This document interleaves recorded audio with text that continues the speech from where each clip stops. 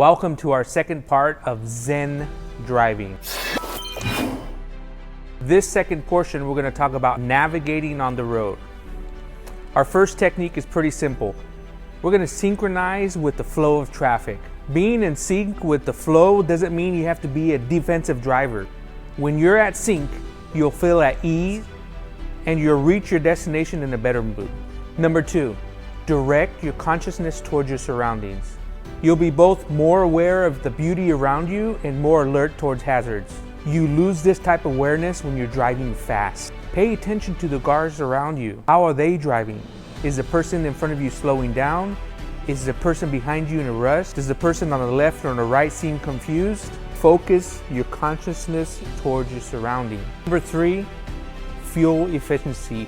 Let's practice fuel efficiency. If you're going downhill, let's try to coast. If you gotta go uphill, let's use the throttle really nice and soft.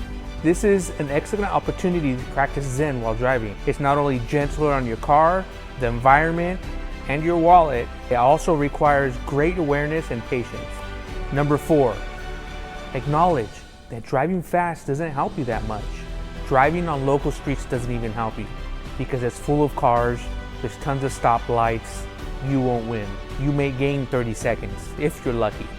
Number 5, don't let your meditation make you oblivious to your surroundings. True awareness involves concentration on what's going on both inside your car and outside your car.